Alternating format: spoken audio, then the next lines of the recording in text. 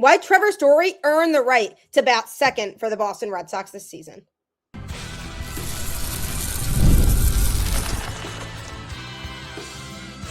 You are Locked On Red Sox, your daily Boston Red Sox podcast. Part of the Locked On Podcast Network, your team every day. Hello and welcome to Locked On Red Sox, your daily Boston Red Sox podcast, part of the Locked On Podcast Network, your team every day. I'm your host, Gabby Maljanian, former ESPN social media associate and current host of the Boston Balling podcast as well. And I am here to bring you the latest in all things Boston Red Sox, Monday through Friday, straight to your favorite podcast feed. And you want to know the best part? It's all free. So make sure that you tune in because Locked On is now the #1 sports podcast network.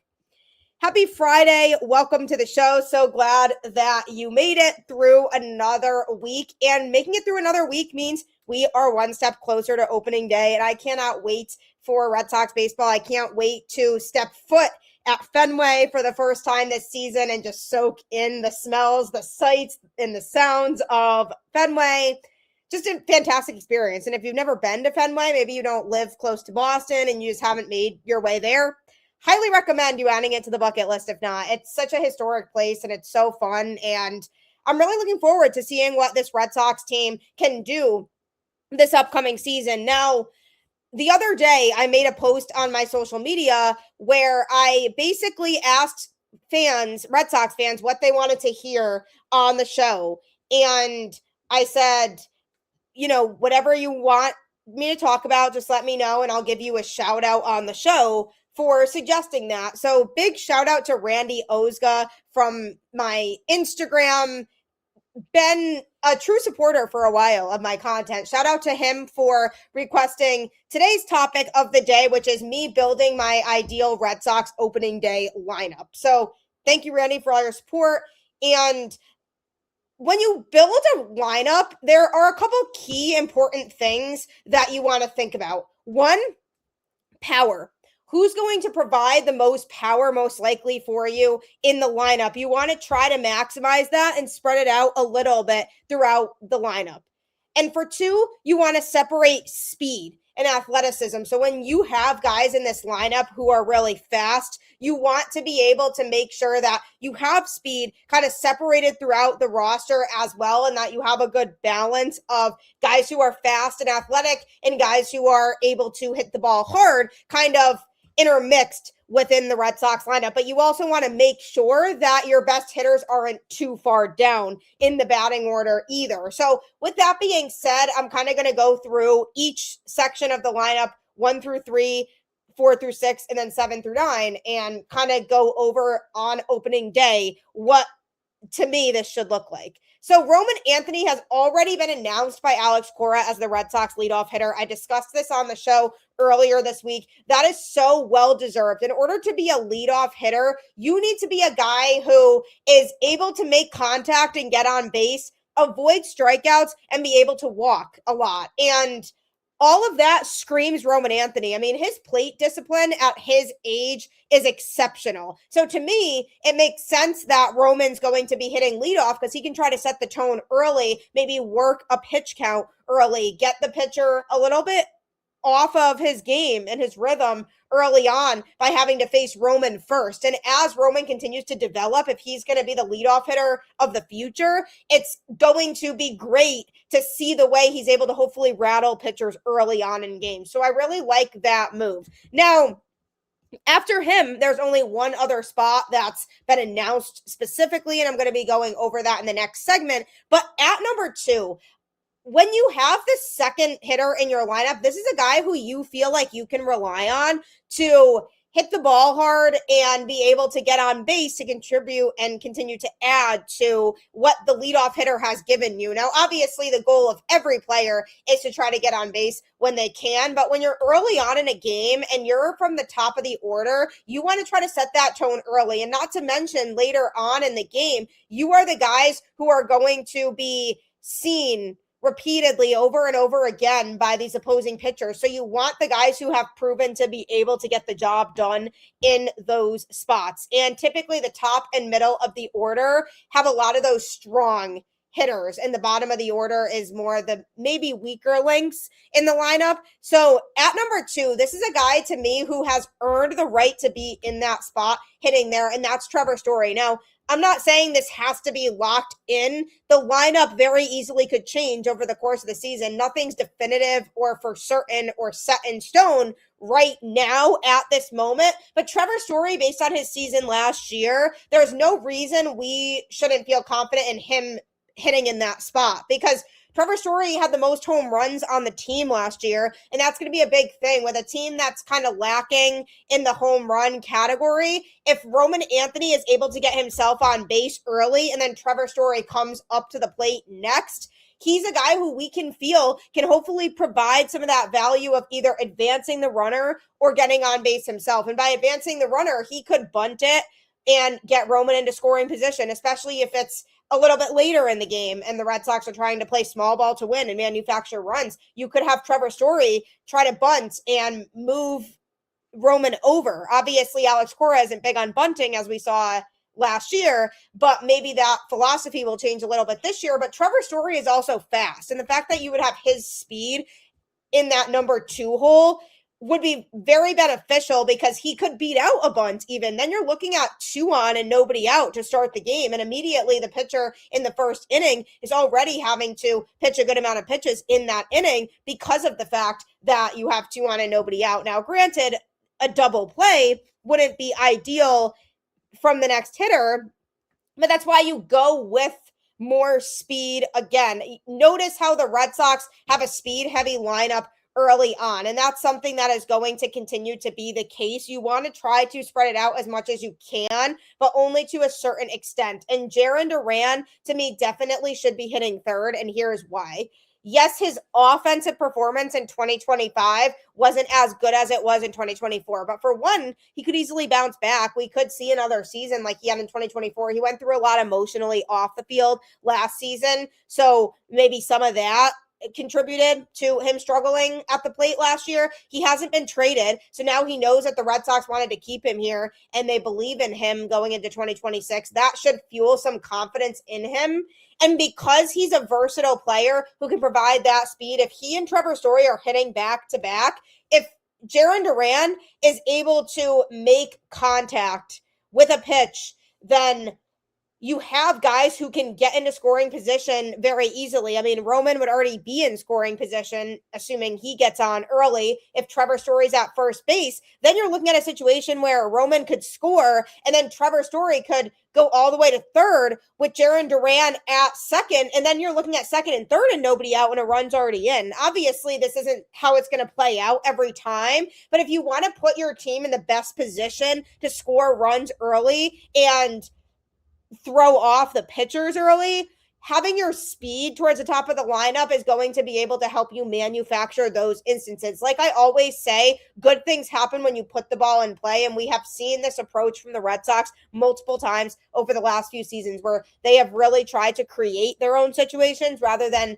it being a home run or bust mentality, and they're trying to make contact and trying to move guys over. And if they have that mindset early and they're able to run up a pitch count early from the opposing pitcher, then that's ideal. So that's why, to me, the 1, 2, 3 should go Roman Anthony, Trevor Story, Jarren Duran. Now, that's all to say this could change. If Trevor Story bats in the 2 hole and he starts to struggle, for example, they could drop him back. I mean, he still struggled in terms of swing and miss in 2025, was in just the 12th percentile in strikeout rate and just the 10th percentile in walk rate. So he wasn't walking a lot. He was striking out a lot. He still chases at pitches in the dirt. That is such a classic Trevor Story thing to do, and it drives me absolutely nuts.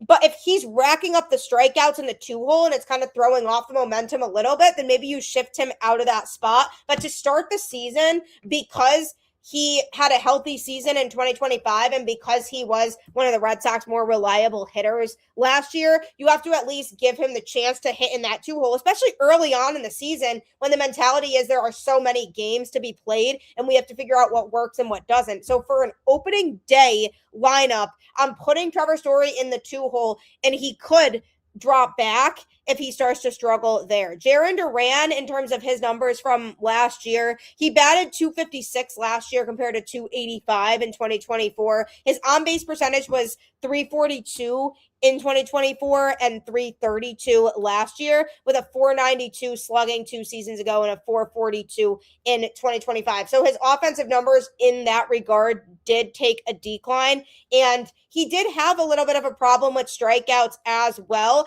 but he was in the 86th percentile in bat speed and 71st percentile in hard hit percentage, which really plays well to a place like Fenway Park, because if he's able to make contact that's a little bit on the harder side, then at a place like Fenway, that could stretch into a base hit very easily. And with his speed, as we know, he can turn singles into doubles. So he doesn't necessarily need to be just a home run machine. But having him bat in that third spot and giving the Red Sox the potential to put a lot of pressure and uneasiness on a pitcher early, to me, is ideal. So that's my 1, 2, 3, Roman Anthony, Trevor Story, Jarren Duran. And coming up, I'm going to be revealing my 4, 5, and 6 in the Red Sox lineup. If you're looking for tickets to any sporting event, concert, comedy show, you name it, any live performance, Game Time 100% is the place for you. And with MLB opening day right around the corner, this is the time to look into it, because the problem is getting tickets can feel like a grind with long queues, surprise fees, and prices jumping at checkout. So the great thing about Game Time is it gives fans the advantage with constant innovation. It's how you unlock amazing tickets and experiences in just a few taps. I really like it because it's simple to use. The tickets are 100% authentic, delivered on time, and at the best price, and there are no hidden fees. What you see up front is what you pay. So that's why I love it. So that's why it's the only ticketing vendor that I use now. Take the guesswork out of buying MLB tickets with Game Time. Download the Game Time app, create an account, and use code LOCKEDONMLB for $20 off your first purchase. Terms apply. Again, create an account and redeem code LOCKEDON for $20 off. Download the Game Time app today. You definitely will not be disappointed if you check out Game Time today. And also, check out the Everydayer Club. Baseball is back, and you can lock in by joining this exclusive club, which gets you ad-free episodes and access to the group chat on Discord. That's only for listeners of this show. And if you want to take it up a notch, you subscribe to the All Access tier, which gives you one-on-one texting with me directly to get your Red Sox-related questions answered, as well as all access content that you won't find anywhere else. And for this week only, you can use code SPRING for a free month. Go to LockedOnRedSox.supercast.com or tap the link in the show notes. We are so close to opening day now, and I am currently working on building my ideal opening day roster for the Red Sox, and specifically the lineup, because there's been a lot of questions surrounding the pitching, and it's still kind of unclear who's going to fill that fifth starter spot. The Red Sox haven't really said that yet, and they may still be looking to add to the bullpen, so we can't firmly solidify who's going to be pitching where and what role each pitcher is going to be in quite yet. But with the lineup, because it feels like the lineup's pretty complete now on their end. By complete, I don't mean competitive complete. I feel like there's still something missing there, but from a logistical standpoint, and the Red Sox making moves the rest of this offseason, likely not going to happen, if you even consider it the offseason anymore, with it being spring training now. But my 4, 5, and 6, now this is an important part of the lineup. This is kind of the heart of the lineup where you can say, okay, a lot can happen here, because your 1, 2, 3 can set the tone. Those are the guys who are going to try to hopefully get on base early, put pressure on the opposing pitcher, create some uneasiness. And if you have speed towards the top of the lineup, you are going to get that. You're hopefully going to get guys who, even if they don't make the strongest of contact every time, they have the speed to where they can still beat things out, or they can at least run up the pitch count in the case of a guy like Roman Anthony, who's a very disciplined hitter. So to me, the 1, 2, 3 is locked in. Another place that's locked in right now is the number 4, because Alex Cora has already said that Willson Contreras is going to be batting in that cleanup spot. Now, the significance of the cleanup hitter is basically the team's primary power threat, tasked with cleaning the bases by driving in runners who reach base ahead of them. As one of the team's best hitters, they capitalize on early inning RBI opportunities, often changing games with extra base hits like home runs. So the main job for that number 4 hitter is to drive in runs, and they often step up with runners on base in the first inning and in high leverage situations later in the game.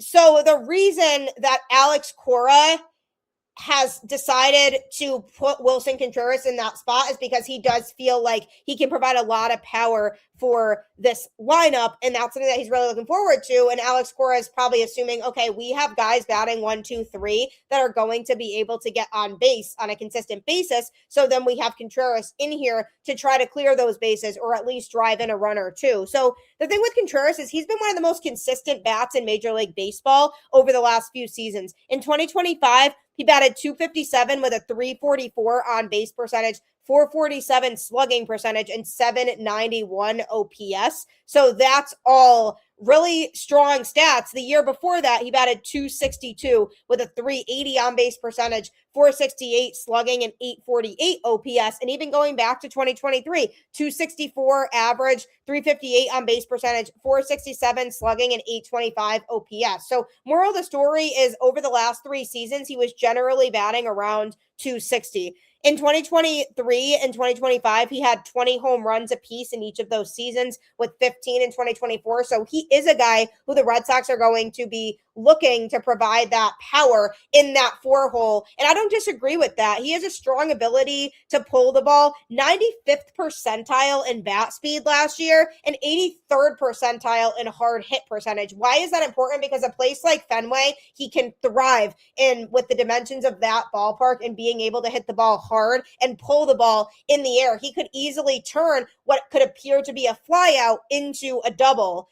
And if he's able to hit the ball really hard, those can easily convert to home runs at a place like Fenway. So to me, this makes a lot of sense to have Contreras there because the Red Sox don't really have a ton of power overall in the lineup. But if you have somebody who provides power in that spot, he can try to drive in guys like Roman or Jarren Duran or Trevor Story. So I do like Willson Contreras in the 4 hole. So that is where he is going to be hitting per Alex Cora, who made that announcement. Now, the 5 and 6 spots, now this is where it gets interesting because the bottom third of the order is typically where your weaker hitters end up going, unfortunately. So in the 5 hole, you want to have a guy who can kind of start a rally again because say Willson Contreras comes up and theoretically say Roman, Story, and Duran all got on base and Contreras comes up and hits a grand slam. I mean, how cool would that be? Great, right? Or even if he comes up and he hits a double and he drives in 2, then you still have 2 on for the next hitter. You want the next hitter to be somebody who can keep that momentum going rather than killing that momentum. So to me, this is where it makes sense to slot Wilyer Abreu in because you're looking at the other guys in this lineup who are going to be getting at bats, and there isn't necessarily a high confidence level that I have in saying any of them should be hitting in that spot because Wilyer was one of the Red Sox best hitters last season as well with a .247 average, .317 on base percentage, .469 slugging, and .786 OPS. Now, granted, he did get hurt, so he dealt with that during the season, but he hit 22 home runs last year. So Wilyer was a hitter that the Red Sox could rely on when he was healthy. 80th percentile in bat speed, 67th percentile in walk rate, which is another important aspect because even if he doesn't get a hit when he's up, but the Red Sox have runners on, even if he walks, that still keeps the momentum going there. So in that regard, you want to have a hitter in the 5 hole who can do that. And for example, if I go back to the Grand Slam example of Willson Contreras coming up and just crushing a Grand Slam, then Wilyer can hopefully come in and start the rally again. And that is what would be ideal. Even if the bases are empty, Wilyer is capable of being able to hit the ball hard. So if he can start a new rally, then that could hopefully trickle down to the rest of the lineup. So to me, with Willson Contreras being 4th, Wilyer Abreu should then be 5th. So now 6th, this is where things start to get interesting because the order in which these guys hit could go either way. But in the next spot in the Red Sox lineup, I'm going with a guy that the Red Sox just traded for in Caleb Duran. And here's why. Because now you're starting to get into that bottom of the order aspect of it. This is still considered middle of the order. The 4, 5, and 6 hitters are the middle of the order. So he would still be in that bottom part of the middle of the Red Sox order. This is a guy who doesn't strike out much at all. He was in the 98th percentile in strikeout rate in 2025. So he doesn't hit the ball hard. He was only in the 4th percentile in average exit velocity and in hard hit percentage. So he's not going to hit a lot of home runs. And granted, this is a small sample size for him, but he doesn't chase much either. 72nd percentile in chase percentage, which is very good because basically if you're above 50%, then you're above average. And obviously the higher you get, the closer you are to 100, the better off you are in that category. So for him, everything that involves striking out and swings and misses, he's very effective in those categories. Now, he doesn't walk a lot, 21st percentile in walk rate. So he's not somebody who's not striking out a lot because he's walking, but he is somebody who tries to make contact and can effectively do so. So in his one season in 2025, he had 506 plate appearances, 445 at-bats with 60 runs scored, 114 hits, 11 home runs, 18 stolen bases, a 256 batting average, 334 on base percentage, 387 slugging percentage, and 721 OPS. So this is another guy who kind of fits the mold of having speed because of the 18 stolen bases that we can go back to there. He doesn't provide home run heavy power, but again, who truly does in this Red Sox lineup? But he's somebody that you can kind of ease into that bottom third of the order by being fast and having speed and not striking out a lot. So if he can battle through an at-bat, and even if it doesn't result with him getting on base, that's still running up that pitch count. So then you go to the bottom third of the order and you're like, okay, well, Duran kind of made this guy throw a lot of pitches. So the pitcher's getting kind of tired. And then it gives the bottom of the third of the order a little bit of an advantage. So the reason why I like Caleb Duran in that spot is because of the lack of swings and misses. And we saw the Red Sox lineup strike out a lot in 2025. So if we can try to prevent that a little bit more going into this season, Duran's somebody who could help do that. So you want him in that middle part of the order because you don't want somebody in the bottom part of the order who may not be seen as much in the game or may not be able to come up big in big spots to hit in that part of the order. That's why typically the 7, 8, 9 hitters are hitters that tend to be a little bit weaker because you want to make sure you're maximizing the talent and ability earlier on. So if he hits behind Wilyer Abreu, then you're looking at a situation where you have, okay, Contreras, Abreu, Duran. You have home run potential threat in the 4-hole. You have Abreu, who's one of their most consistent hitters, in the 5-hole. Then you have speed in the 6th hole, and it's a good mix of everything. So that's where that stands to me in terms of the middle part of the order. And so the question then becomes, okay, what happens with the bottom of the order? That's coming up next.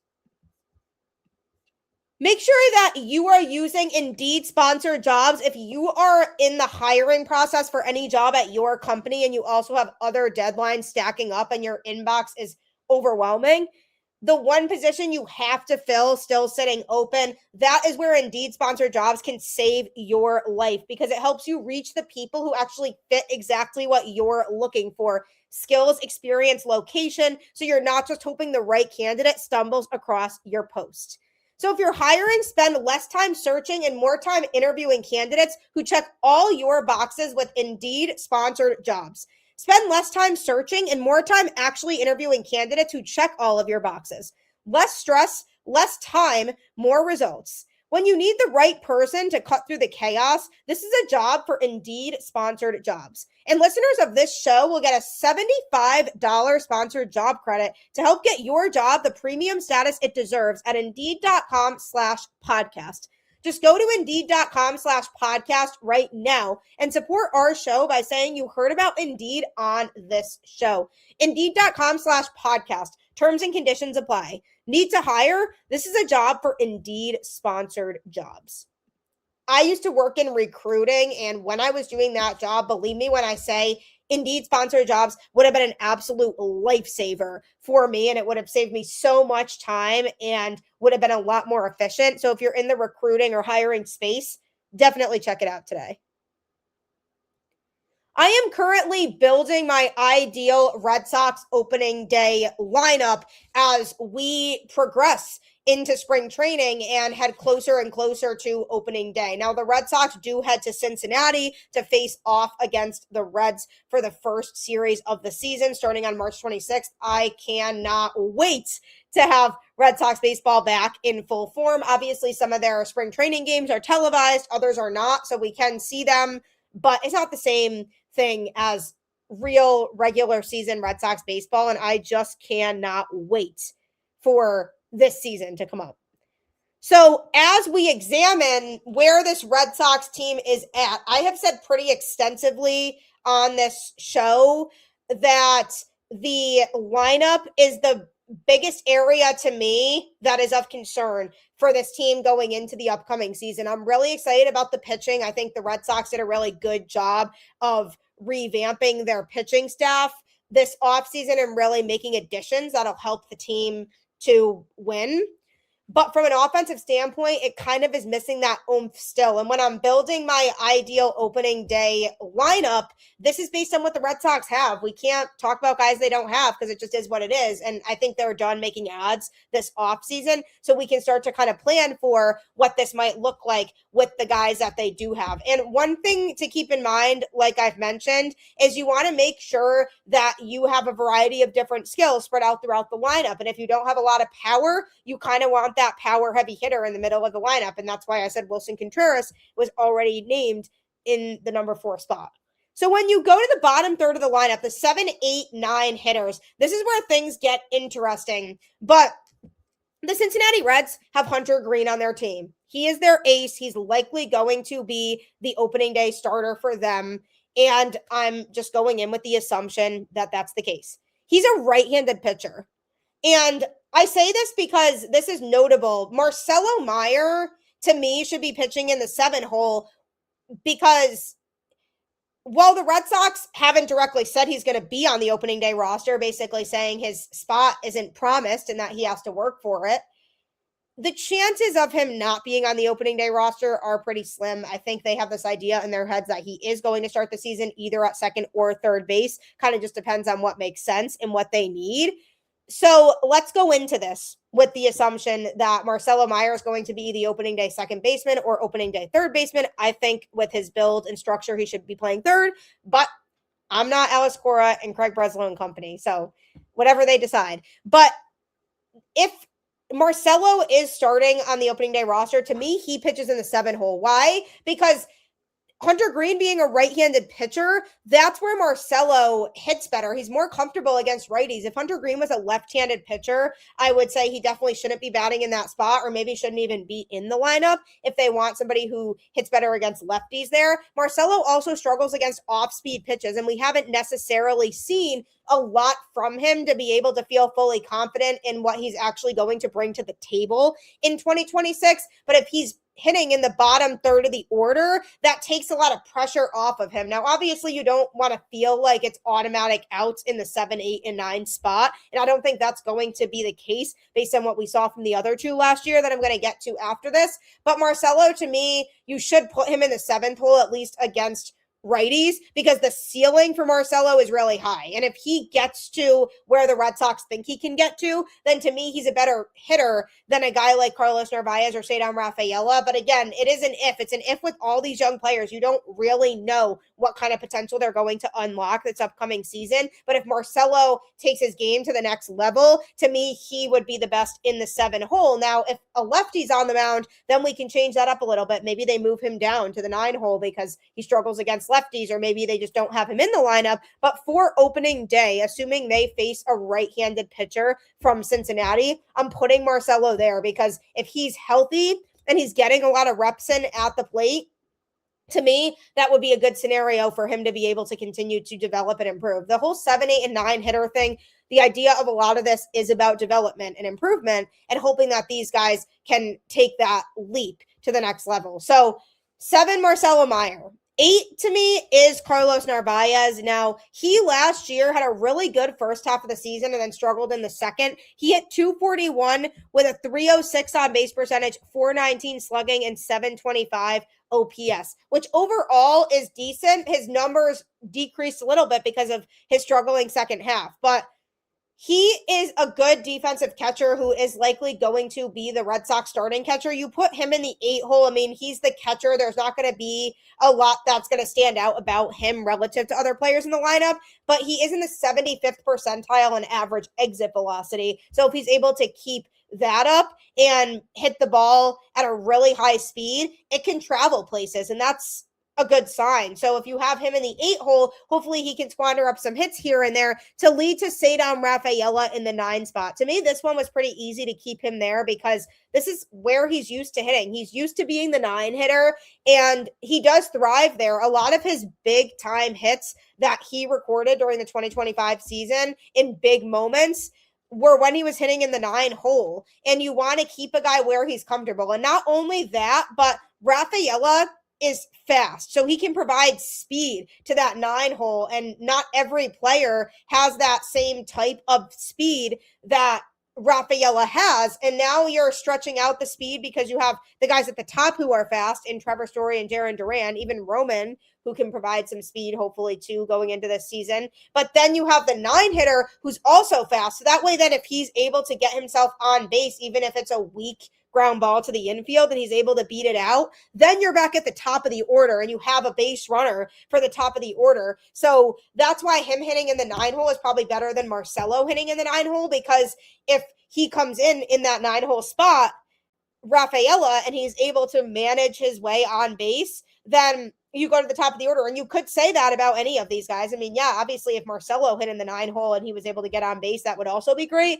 but he doesn't have that same level of speed that Ceddanne has to be able to beat it out. So to me, the 9 hole is where Ceddanne fits and where he belongs. And I feel like when you have a 7, 8, 9 of Marcelo Meyer, Carlos Narvaez, and Ceddanne Rafaela, that to me is not a scary 7, 8, and 9. But if we continue to see improvements from Ceddanne at the plate, like we saw from him in 2025 compared to 2024, that to me is a huge win. And then we're looking at a 9 hitter who could be among the best 9 hitters in the sport. And if you have a really strong 9 hitter, then you're dealing with a 1 through 5 that's tough. And then your 9 hitter coming up at the end of the order and the pitcher being like, oh, I'm not in the clear yet because this hitter's coming up. And because we saw some of those improvements from Ceddanne last year, I can only hope that he's going to continue to improve in that manner this upcoming season. So really looking forward to seeing how things go for him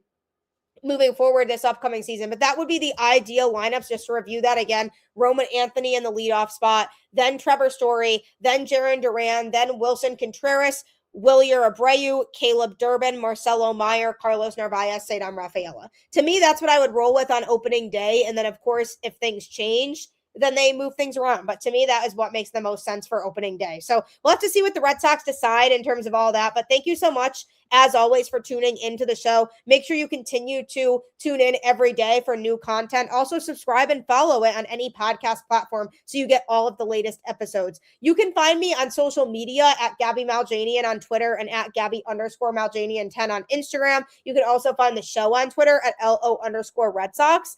If you never miss an episode, the Everydayer Club is built for you. Get Locked On Red Sox ad-free, plus members-only Discord access and more. Head to LockedOnRedSox.supercast.com to join the club. For those of you on video, we send you to the first ever 24/7 national Locked On Podcast Network YouTube channel. On audio, make sure you make your second listen Locked On Fantasy Baseball as you gear up for the MLB season. Should be a good time. Baseball's so close. So thanks as always. Keep the faith. Go Red Sox. And I'll catch you on the flip side.